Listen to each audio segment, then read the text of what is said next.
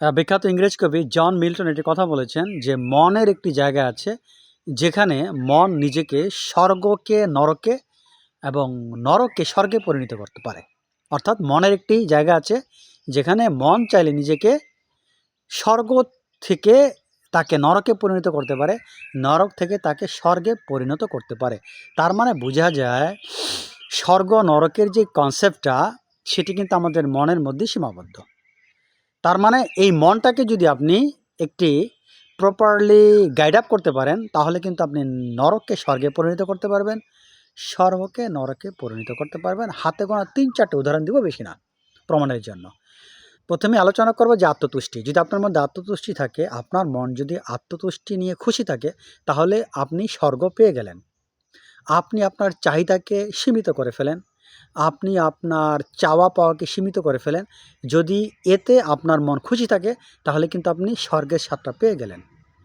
আর আপনি যদি আপনার চাহিদাকে বাড়ান, আপনার চাওয়া পাওয়াকে বাড়ান, তাহলে আপনার যে একটা স্থির মন ছিল তাকে কিন্তু আপনি চঞ্চল করে ফেললেন, তাকে কিন্তু আপনি পাগলা ঘোড়ার মতো করে ফেললেন।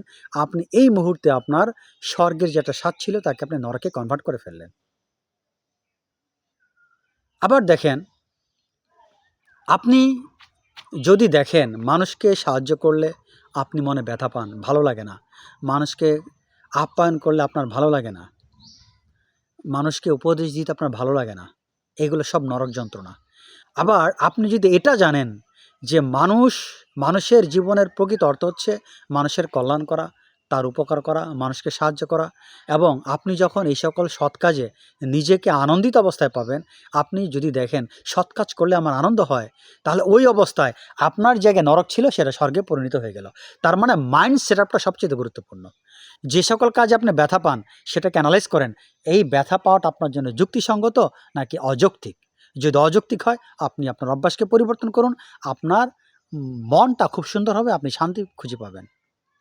একটা উদাহরণ দিচ্ছি, যেমন ধরেন আপনার এক ফ্রেন্ড আছে, তার আপনি তাকে একটা চ্যালেঞ্জিং হিসেবে ধরেন। এখন সে যদি উন্নত হয়, আর্থিকভাবে স্বাবলম্বী হয়, আপনার কাছে এটা হিংসা মনে হয়। তার মানে তার উন্নতি আপনার জন্য নরক যন্ত্রণা। কিন্তু আপনি যদি জানেন আমি একটা মানুষ, অ্যাজ এ হিউম্যান বিং হিসেবে অপরের কল্যাণ দেখে আমার আনন্দিত হওয়া উচিত, নতুবা আমি মানুষের কাতারে পড়ব না।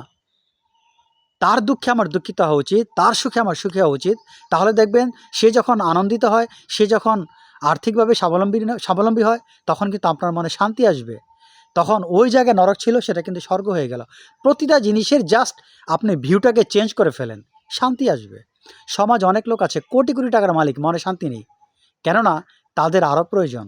এই নরক তারা নিজেরাই তৈরি করেছেন। আবার সমাজ এমন লোক আছে কালকে কি জমা করবেন দরকার নাই, যা পায় তাই নিয়ে সন্তুষ্ট, এতেই তারা খুশি, এইটাই তাদের জন্য স্বর্গ। তার মানে আপনার মাইন্ড সেটআপটা ঠিক করতে হবে।